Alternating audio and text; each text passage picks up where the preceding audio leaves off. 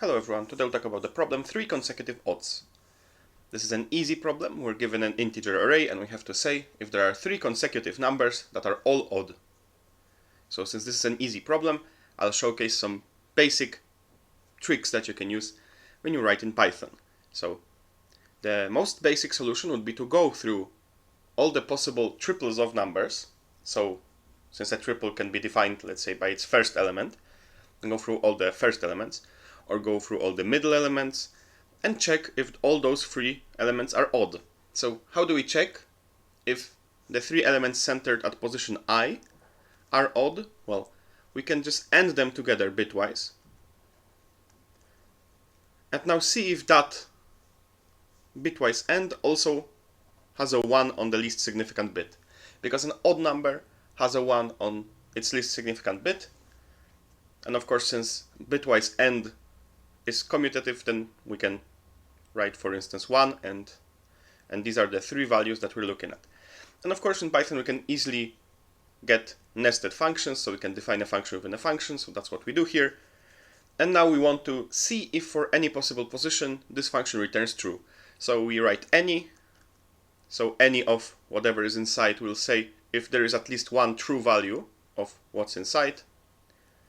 And we now have to run our function on every element from 1 to length of the array minus 1, not inclusive.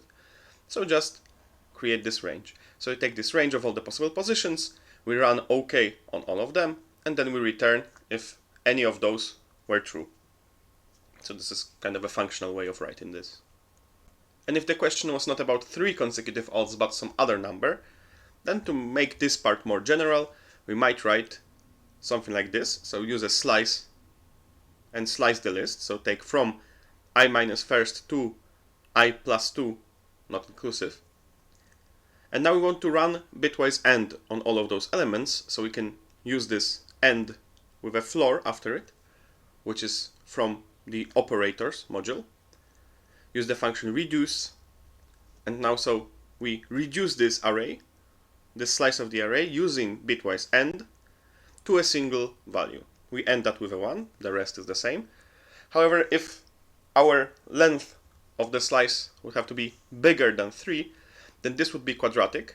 And also this version is slower than this version, because it will create some temporary variables for slices at every time that we use a slice. And here we do not have any slices.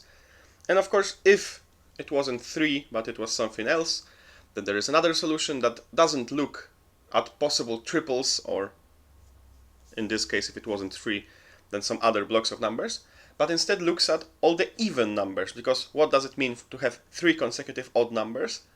That means to have 2 closest even numbers, so to have an even number and the closest next even number to it, that have at least 3 other numbers between them. So we can remember the position of the last even number. We can imagine that at position minus 1 and at position n, so the last position in our list, there is an even number to make things easier. And we just remember when we saw the last even number. So if the number is odd, we don't do anything. Of course, we go through all the values in our array, but also all the indices. So we can use the function enumerate to get the pairs of index value.